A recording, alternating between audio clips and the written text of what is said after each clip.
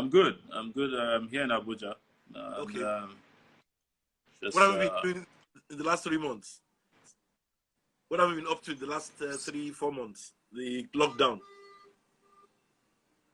I have been in a second brand of lockdown. Before last 4 months, I was locked down at the DSS headquarters in Abuja. So, and after that, when I was released, finally, the judge put me in another lockdown to stay in Abuja until such a time that we can discharge the bail conditions, the onerous bail conditions imposed upon me for fighting for my rights. So, and then the pandemic came, or do you want to call it the scamdemic, came, and we have been here since then, dealing with all kinds of issues, yes.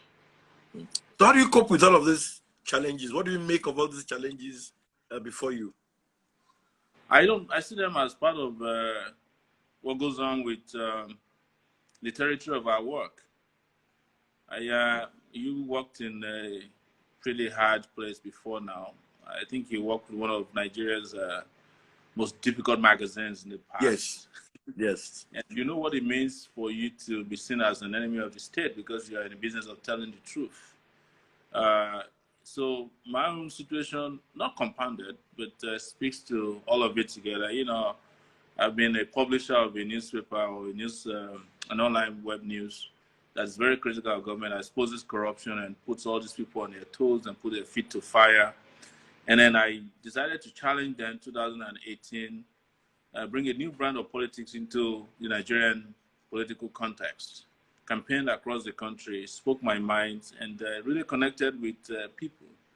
And they weren't happy about that at all. So they threw all kinds of challenges at me, curveballs, got me arrested, detained, abducted me in court, tortured, tried to dehumanize me, and tried to break my spirit. But like I said, all these things come with the territory of the work we do as activists, as writers, as public conscience. So, and revolutionaries who want to see a different country that is different from what we have now. So, and I'm very clear, I would never accept anything less than what we have now, no matter what it takes. This country could be a fantastic country. We could be living in a country that's one of the best in the world, if not the world, best in Africa. We should be one of the 6 best countries in the world, going by the kind of revenue we've made in the last 60 years. Because we are the top 6 oil-producing countries in the world. But our situation has spoken to a different kind of condition, which is pathetic. And people like me have been doing this for a long time. As you know, as a student activist, pro-democracy activist, human rights activists, environmental activists, we had to do pretty much everything so that we can have a country that we can call our own. But unfortunately, we're not there yet. But we will get there, whether they like it or not, because the current conditions, the current situation of our country is not sustainable. It doesn't matter the amount of force, intimidation, harassment, detention they put into it. Someday, the Nigerian people will be tired of the burden of irresponsible and irresponsive, incompetent leadership, and they will throw it off their backs. So you think the Nigerian problem is squarely leadership in nature? Oh, absolutely. I happened to be very close to, or was close to Chinua Achebe before he passed through his family. And I listened to him speak about Nigeria's problem. Just because those ones even have a different kind of experience, better experience than we did. They went through a civil war, you know. They were in Nigeria, they left Nigeria, came back. And they came to the conclusion, having tasted both wars, that leadership makes a lot of difference in whatever you think about. And it's just, if you don't have leaders, you don't have a country. That's as simple as that, you know. And there's a difference between what you call a country, which is literary, and there's what they call a nation, which is substance. Well, we have a country because we are listed on the names of countries in the world, but we don't have a nation, which is a place where people can be served their real dignity as human beings. And this is as a result of the kind of leaders we've had successively in the country known and named Nigeria. So that's really deep for me. We have a country but no nation. Yes. And then nations are deeper than countries. The countries are just geographical expressions. Nations are spaces of culture, integrity, dignity, and respect. A place where you can have happiness. A place where you have conditions that are suitable for human living. That's why they call them nation states. Yeah. But a country, if you look at the meaning of a country, is just a designated place with a boundary.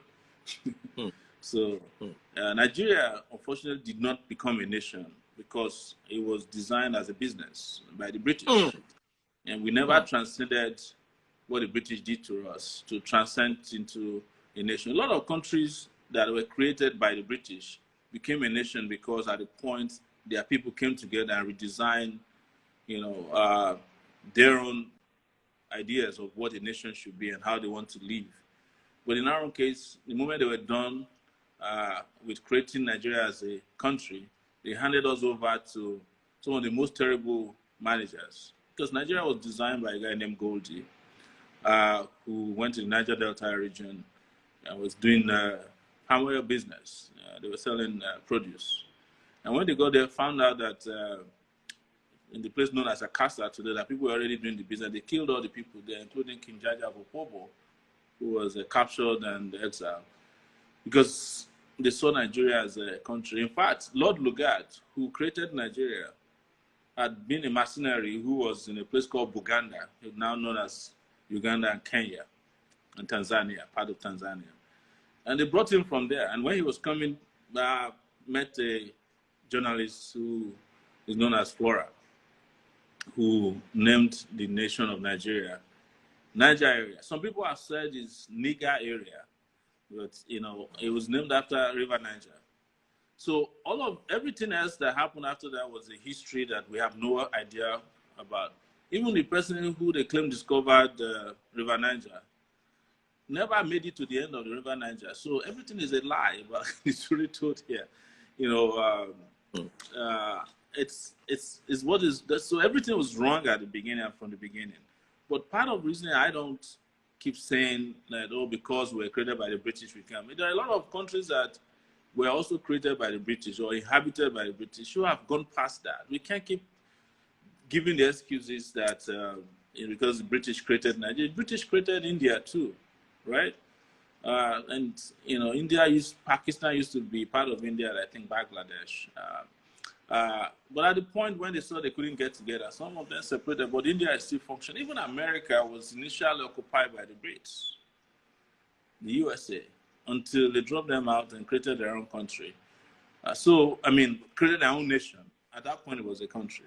But even the Americans met, they met a nation there. They dismantled it, the American Indians, and, created their own nation from it.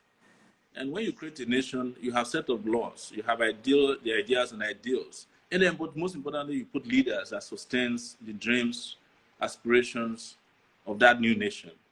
And those are the things. When you talk about America today, talk about their founding fathers. Nigeria, when we talk about our founding fathers, it seems like a joke. You're wondering, who founded this rubbish? How do we end up with a country like this and we're talking about founding fathers? And I'm not in any way denigrating people who went to negotiate for independence for us. But this doesn't look like a country that was well-founded. If it was well-founded, it was founded on a very terrible foundation.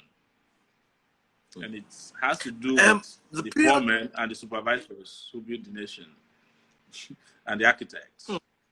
That's why you can blame the British. The period of your incarceration, what went through your mind all through that period that you were detained?